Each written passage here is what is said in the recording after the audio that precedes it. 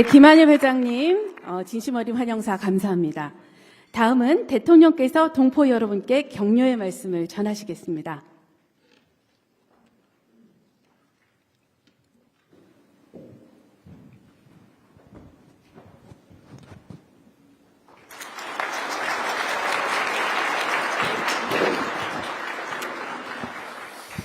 네, 우리 캘리포니아, 샌프란시스코 또 그 인근에 살고 계신 우리 대한민국 국민 여러분 그리고 동포 여러분 이렇게 만나 뵙게 돼서 참으로 반갑습니다. 저도 이렇게 미리 서면으로 준비해 온 게 있는데 이건 뭐 그냥 한글로 치고 우리 회장님께서 김한종 회장님이시죠? 회장님께서 말씀하신 정말 대한민국의 새로운 미래에 관한 얘기를 듣고 보니까 저도 새로운 얘기를 좀 해야 되겠다 그런 생각이 들었습니다. 아마도 미국에 계시는 우리 재외국민 동포 여러분들은 대한민국이라고 하는 조국의 상황이 아마 여러분들의 삶에 정말로 큰 영향을 미친다는 걸 체감하실 것 같습니다. 대한민국의 상황이 존중받을 만한 상황일 때는 여러분도 존중받았을 것이고 대한민국의 상황이 어지러울 때는 아마 여러분들도 많은 어려움을 겪으셨을 겁니다. 이제 그 혼란들은 많이 극복됐습니다. 여러분들의 노력으로 그리고 대한민국에 거주하는 우리 국민들의 노력으로 불합리함과 이 불투명함, 이 폭력성을 이겨내고 있습니다. 저는 그런 생각이 들었습니다. 인공지능 시대라고 하는 이 새로운 시대가 열리고 있는데 대한민국은 과연 그 시대를 어떻게 준비해야 되는가? 불교라고 하는 게 인도에서 시작됐는데 물론 인도가 발상지니까 아마 가장 깊이 있는 이론이 그곳에서 발전했겠죠. 그러나 불교 문화가 꼽힌 곳은 인도가 아니라 오히려 다른 나라였습니다. 이 한반도도 마찬가지로 통일신라 이후로 한반도 전역이 아주 오랫동안 불교 문화로 융성했습니다. 인공지능이라고 하는 것이 저는 마치 인류가 새롭게 불을 발견하게 된 것처럼 그걸 실생활에 이제 이용하기 시작하면서 완전히 새로운 역사가 시작되었던 것처럼 이 인공지능이라고 하는 것도 아마도 아주 짧은 시간 안에 우리의 삶 곳곳에 모두 적용되고 인공지능 없이는 살 수가 없는 결코 배제할 수 없는 그런 시절이 곧 올 거라고 보여집니다. 우리 대한민국 국민들은 여러 가지 장점들이 있습니다. 제가 어제 서밋에서 말씀드렸던 것처럼 우리 대한민국 국민들은 어려움 속에서도 새로운 길을 찾아서 또 새로운 도구를 아주 유용하게 잘 활용하는 그런 특장점을 가지고 있습니다.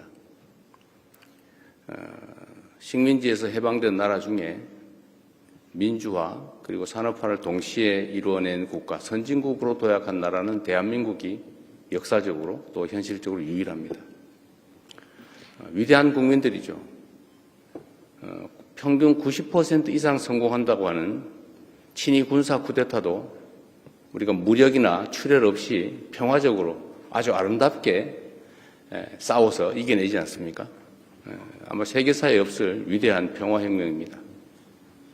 그리고 어쩌면 이 민주주의라고 하는 것이 과거에는 모르겠는데 현대와 같은 아주 합리적인 첨단 산업사회, 첨단 기술사회에서는 민주주의 자체가 그 산업 경제 발전에 매우 핵심적인 요소가 된다고 저는 생각합니다.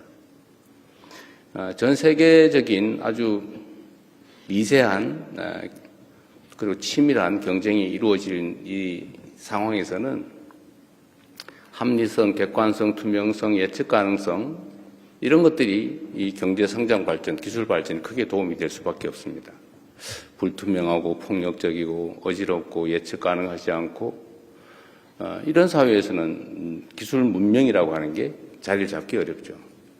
그래서 저는 대한민국에 정말 진정한 새로운 기회가 왔다 이렇게 생각합니다. 우리 다음 세대가 살아갈 우리 대한민국은 이제 과거에 김구 선생이 말씀하셨던 것처럼 문화로 전 세계에 영향을 끼치는 문화 강국으로 도약하고 있습니다.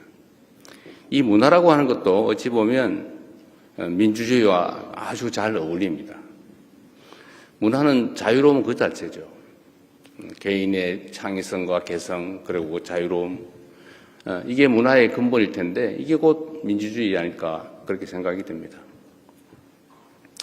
산업 경제적 측면에서 이제 인공지능이라고 하는 것이 실생활과 기업 또 산업 경제 현장에 현실 세계 속에 아주 철저하게 영향을 미치고 또 이게 중심이 되는 사회가 될 텐데 이걸 국가적 단위에서 미리 준비해야 된다라는 게 저의 생각입니다.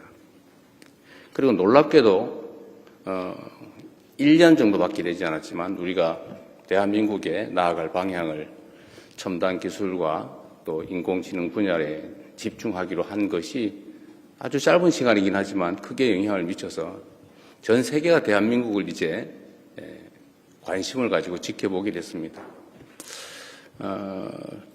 어제의 상황을 직접 보신 분도 꽤 계실 것인데 저 자신도 가끔씩은 이렇게 놀랄 정도입니다. 물론 저의 기대치도 있죠. 그러나 언제나 우리의 기대치를 넘어서 반응이 있습니다. 대한민국에 대한 기대가 참으로 크다라는 생각을 어제도 또 하게 됐습니다. 우리가 예상하고 기대했던 것보다 훨씬 그 이상이었던 것이죠. 저는 대한민국을 대체 불가한 나라로 만드는 것이 목표입니다. 대한민국은 인구나 영토가 적고 또 주변의 지정학적인 어려움 때문에 다른 나라들과 비교하기 어려울 만큼 객관적 조건은 그렇게 좋지 않습니다. 그러나 우리가 하나의 갈 길이 있죠. 대한민국 없이는 아무것도 할 수 없다라고 판단할 만큼 핵심 요소가 되는 것입니다. 기술적인 측면에서도 인공지능이라고 하는 새로운 산업 영역에서도 또 문화에서도 어쩌면 민주주의라고 하는 정치 제도에 있어서도 대한민국은 언제나 모범이 되고 대한민국을 따라가면 될 그런 전범이 될 수 있을 것입니다. 대한민국이 없이는 인공지능도 산업발전도 가능하지 않다. 그리고 그런 영역들을 최대한 많이 만들어내는 거죠. 지금은 반도체 정도지만 앞으로는 피지컬 AI 그리고 또 새로운 산업 영역들이 수없이 생겨날 것입니다. 그 새로운 사회에 대한민국은 빠져서는 안 될, 대한민국이 빠지면 진전할 수 없는 그런 상황을 만들어 나가는 것. 우리가 지금까지는 다른 나라 아니면 기존의 사례들을 배워서 추격해서 따라가는 그런 작전을 했다면 지금부터는 다른 나라보다 반발짝 앞서서 선도자가 되는 그런 대한민국을 꼭 만들어 보고 싶습니다. 그리고 실제로 가능한 상황이 됐습니다. 여러분도 대한민국이라고 하는 또는 여러분이 대한민국 국민이라는 사실들에 대해서 외부적 평가가 바뀌고 있는 걸 느끼지 않습니까? 잘 동의가 안 되세요? 네. 실제로 느끼실 겁니다. 그런 얘기들 가끔 제가 정상회담을 하면 듣는 얘기가 몇 가지 있어요. 첫 번째는 선진국들 같은 경우는 자기들 나라에 반도체 공장을 하나만 세우자. 이게 제일 요청이 많아요. 그러나 그 다음 예를 들면 소위 중진국이라고 할까 아니면 웬만한 국가들은 대개 그런 얘기들을 합니다.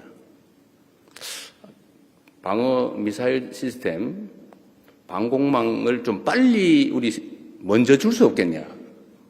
요즘은 이제 국제 분쟁이 심해지니까 그 수요가 엄청나게 많아졌고 또 대한민국 방공망이든 이런 무기 체계들이 매우 효율적이고 매우 싸다는 즉 가성비가 높다는 사실이 다 알려지면서 요구가 매우 많아지고 있어요. 근데 문제는 이게 생산 역량에 한계가 있으니까 순서가 있지 않습니까? 이 순서를 좀 빨리 해줄 수 없냐 이런 부탁을 합니다. 또 하나 많이 듣는 얘기들이 어떤 거냐면 저는 본인들의 얘기라고 대개는 생각하지만 대개는 우리 아내가 우리 딸이 우리 가족 중에 누구가 우리 아들이 K-팝 팬인데 아니면 한국을 좋아하는데 한국을 꼭 가봐야 된다. 뭐 이런 얘기들. 그래서 요즘 한국을 방문하고자 하는 외국 정상들의 요청이 참 많아졌어요. 이건 뭘 의미하냐면 대한민국의 변화된 위상을 말해주는 것입니다. 대한민국 하면 떠오르는 것들이 있죠. 과거에는 전쟁 속에서 부모를 잃은 어린 아이들이 막 길을 헤매는 그런 장면이 떠올랐죠. 흑백 사진 속에서. 그러나 지금은 깨끗한 서울의 거리, 어딘가에 등산을 다니는 편안한 모습, 아니면 지하철, 그리고 밤에도 여성 혼자 다니도 아무 문제가 없는 우리 대한민국 국민들은 밤에 원래 뭐 당연히 혼자 다니는 거지 그게 뭐 특별한가? 하지만 거의 대부분의 국가에서는 여성 혼자서 대낮에도 쉽게 다닐 수 없는 게 현실이죠. 이런 치안 문제. 이런 데서 과거와는 완전히 다른 생각들을 갖게 된 것 같습니다. 거기다가 이제는 무슨 반도체 공장들을 2개 가지고 있는데 이 2개 공장이 없으면 전 세계의 산업이 돌아가지 않는 그런 상황들. 그것들을 이제 대한민국에 대한 인상을 완전히 바꿨죠. 그래서 저는 새롭게 시작할 수 있고 또 해야 된다라고 생각합니다. 아마도 여러분들께서도 요즘은 한 1년 전쯤보다는 상당히 조국을 생각하면 걱정되기보다는 기대가 되지 않습니까? 네. 다행입니다.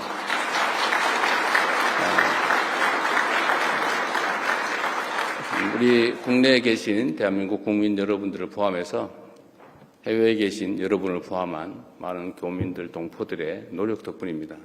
저절로 좋은 시절이 오진 않죠. 모두가 일상적으로 노력한 덕분입니다. 대통령으로서 이렇게 고민 간담회를 하면 이렇게 저에 대해서 어떤 기대를 가지고 있는 게 실제로 느껴집니다. 조금 전에도 보니까 제가 10몇 년 전에 미국 가서 함께 사진 찍었다고 누가 보여주시던데, 제가 가끔씩 이제 해외 출장을 가면 그분들이 하시는 말씀들이 되게 비슷합니다. 조국이 자랑스러워지면 좋겠다. 우리가 조국을 걱정하는 게 아니라 조국이 우리를 걱정해주면 좋겠다. 그런 마음 여러분도 다 가지고 계시죠? 이제는 앞으로 꼭 그래야 됩니다. 그리고 조국이 어떻게 하면 좀 더 나아질까를 고민하면서 대한민국의 주권자로서 투표권이라고 하는 권한 행사를 하려고 그랬더니 무슨 투표소도 하나 근처에 없어가지고 비행기 타고 몇 시간씩 가고 심지어 저 다른 지역은 이틀씩 걸리기도 한다 그래요. 하루 종일 비행기 타고 교통표 바꿔서 가서 투표하면 하루가 지나가지고 다음날 돌아온다고. 그래도 악착까지 한 표를 찍겠다고 간다고 합니다. 우리 대한민국 국내에 있을 때는 그 생각이 그렇게 절박하지가 않죠. 바쁘면 안 할 수도 있고 이렇게 생각하지만 해외에 나와 계시면 이 조국이라고 하는 무게가 너무 크다 보니까 내 단 한 표라도 우리 조국에 내가 의사표현을 해야 되겠다라는 생각으로 엄청난 비용을 들여서 엄청난 시간을 들여서 그렇게 투표를 하기 위해서 다닌다고 합니다. 근데 그게 제일 마음 아팠어요. 여러분도 아마 그러실 겁니다. 그래서 이 문제는 저희가 앞으로 좀 체계적인 개선책을 마련해 보려고 해요. 투표소를 늘리는 방법도 있겠고, 우편 투표를 도입하는 방법도 있겠고, 좀 더 안전성이 확실히 보장이 된다면, 전자투표를 하든지. 미국도 대통령 선거 아직도 우편 투표하고 있죠. 그런데, 왜 우편 투표를 도입하지 못하느냐 그랬더니 이런 얘기를 했습니다. 어떤 나라는 우편 제도가 제대로 발달하지 않아서 너무 오래 걸리고, 중간에 또 누가 슬쩍 어떻게 하기도 하고 해서 불안정해서 그런다고 해서 제가 그랬어요. A 지역에 투표가 잘 안 된다고 충분히 미국 같은 경우는 투표할 수 있는데 왜 A 지역이 안 된다고 미국까지 그렇게 똑같이 그 기회를 박탈할 필요가 있냐. 누군가가 못했으면 거기를 개선할 생각을 해야지 다른 사람들이 못하고 있으니까 당신들도 하지 마 라고 하는 게 옳으냐. 제가 이렇게 얘기하고 있습니다. 그렇지 않습니까?